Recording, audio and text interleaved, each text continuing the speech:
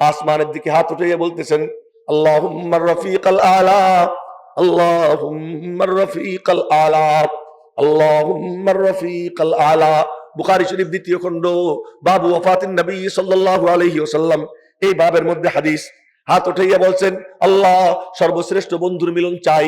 একবার, দুইবার, তিনবার বলতে না বলতে হাত মুবারক জমিনে পড়ে গেছে। হাত মুবারক যখন জমিনে পড়ছে, আম্মা জান আয়েশা সিদ্দিকা বলে উঠছেন, ইন্না লিল্লাহ। বিবিরা সবাই বলছে ইন্না লিল্লাহ, ইন্না লিল্লাহর আওয়াজ বাইরে চলে যায়।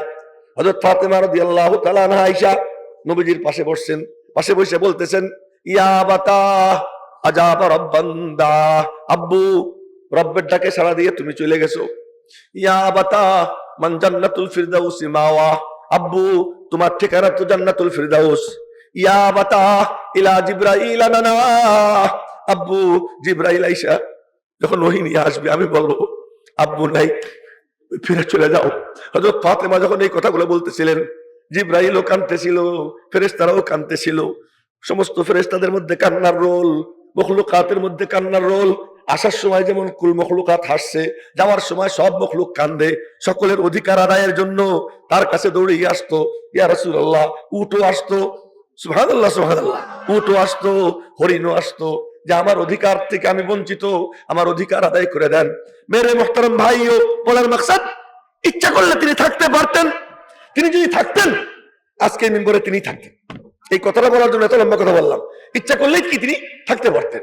থাকলে তিনি এই মিম্বরে থাকতেন। তিনি থাকলে কি হইতো, আমিও ওখানে বসতাম, বরনার পিসাব ওখানে বসতো, আর বলতাম, ইয়া রাসূলুল্লাহ, শুনেন, ইয়া রাসূলুল্লাহ দুল্লানি আলা আমাল ইযা আনা আমিলতুহু দাখালতুল জান্নাহ। আমার একটা আমল বলে দেন, যে আমল করলে আমি জান্নাতে যাইতে পারি। একজনকে নবীজি বলতেছেন, তাহলে তিনটা কাম করিস। কি কি কাম?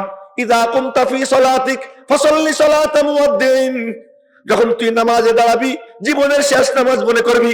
এক। দুই নম্বর, যখন কোনো কথা বলবি এমন কথা বলিস না যেই কথার কারণে পরে তোকে সরি বলতে হয়, পরে বলতে হয় ভাই ভুল হয়ে গেছে, এমন কথা বলবি না। ওয়ালা তাকাল্লাম বিকালামিন তাদিরু মিনহু গাদান, এমন কথা বলিস না যেই কথার কারণে আগামীতে তোর সরি বলতে হয়। ওয়া আজমিল আয়াস মিম্মা ফি আইদিন নাস, আর মানুষের থেকে নৈরাশ হয়ে যা, কোনো মানুষের থেকে কোনো কিছুর আশা করিস না। এই তিন কাম করবি তোর জান্নাত। এই একজন আসে জান্নাত নিয়ে যায়, আর একজন এসে বলে, ইয়া রাসূলুল্লাহ জান্নাতে আঙ্গুর পাবনি। দেখেন তামাশা, জান্নাতে আঙ্গুর পাবনি। বুড়া মিয়া কয়, নবীজি বললেন, মনে মনে বলতেছে, জান্নাত পাবো কি পাবো না তা জিজ্ঞেস করার দরকার নাই, আঙ্গুর পাবো কিনা তাই জিজ্ঞেস করি। যদি বলে আঙ্গুর পাওয়া, তো জান্নাত পেয়েই যাবো। মনে মনে বলে, ইয়া রাসূলুল্লাহ জান্নাতে কি আঙ্গুর পাবো? নবীজি বলেন, হ্যাঁ আঙ্গুর পাবা। যখন বলছে আঙ্গুর পাবা, বুড়া তো খুশিতে মনে মনে কয় কি, জান্নাত তো পাইয়েই গেছি, এবার একটু জানি আঙ্গুরের ছড়া কত বড়।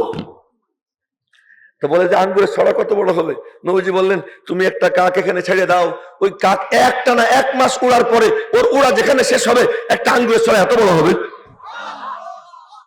তো বুড়া এখন মুখ কালা হয়ে গেছে, এমন করে তাহলে এই এত বড় ছড়া যখন, আঙ্গুর এক একটা তো মটকার মতো হবে, এত বড় বড় আঙ্গুর খাবো কেমনে? কে মুখ দিয়ে কেমনে খাবো? নবীজি বললেন, তোমার মুখ এত ছোট থাকবে না, আল্লাহ পাক তোমার আব্বা আদমের মতো তোমারে 60 হাত লম্বা বানাই দিবে। তাহলে ঠিক আছে। আমার বলার মাকসাদ, আজকে নবীজি যদি থাকতেন, তিনি এখানে বসে তিলাওয়াত করতেন, তিনি এখানে বসে আপনাদেরকে ফর্মুলা দিতেন, এক একজন বলতেন আমি জাহান্নাম থেকে কেমনে বাঁচতে পারি, জান্নাতে কেমনে যাইতে পারি। তিনি আজ নাই, তাই তিনি এখানে নাই। তিনি লাইসেন্স দিয়ে গেছেন কাদেরকে? আল উলামা ওয়ারাসাতুল আম্বিয়া, ইন্নামা লাম ইউরিসু দিনারান ওয়ালা দিরহামা ওয়া ইন্নামা ওয়ারাসুল ইলম ফামান আখাযাহু আখাযা বিহাজ্জিন ওয়াফির। এইটাই শেষ কথা বলতেছি। আল্লাহ পাক রব্বুল আলামিন নূর, আল্লাহর কালাম নূর। ওই নূর আল্লাহ পাক নবীজির সিনায় দান করেছেন, নবীজির সিনাও নূরে ভরা। কুরআন তানজিলুম মির রাব্বিল আলামিন, রব্বুল আলামিনের পক্ষ থেকে নাজিল হয়। নাযালা বিহির রূহুল আমিন, রূহুল আমিন জিবরাইল নিয়ে নাজিল হয়। কোথায়? আলা কলবিকা, নবীজির কলবে। নবীজির কলব নূরে ভরা। ওই কলব নিয়া, ওই চোখ নিয়া নবীজি সাহাবীদের সামনে বসছেন। সাহাবীরা সিনা খুইলা চোখ দিয়ে নবীজির দিকে তাকাইয়া, কান লাগাইয়া মনোযোগ দিয়ে শুনছে। আল্লাহ পাক তাদের সিনা নূর দিয়ে ভরে দিয়েছে। ওই নূর দিয়ে ভরছেন তো এমন সাহাবীরা এমন হয়েছে, আল্লাহ কয় তো তোদের পরীক্ষা নেই, ওই নূর ভিতরে নিয়া তোরা কি করলি আমি তোদের পরীক্ষা নিব। কিসের পরীক্ষা? আল্লাহ বলেন পরীক্ষা নিব আমি, দিলের পরীক্ষা, তাকওয়ার পরীক্ষা। পরীক্ষা নিয়ে ফলাফল ঘোষণা করছেন, তাদের ঈমান, তাদের আমল, তাদের সুন্দর আঞ্জাম দিয়ে দিছে। কিন্তু বাকি কারো ব্যাপারে কিচ্ছু বলা যায় না। কেন? আমরা কেউ সার্টিফিকেট দিবার পারি না। সার্টিফিকেট দিতে পারেন আল্লাহ, আর দিতে পারতেন মুহাম্মদুর রাসূলুল্লাহ সাল্লাল্লাহু আলাইহি ওয়াসাল্লাম। আজ আমরা কি বলতে পারি?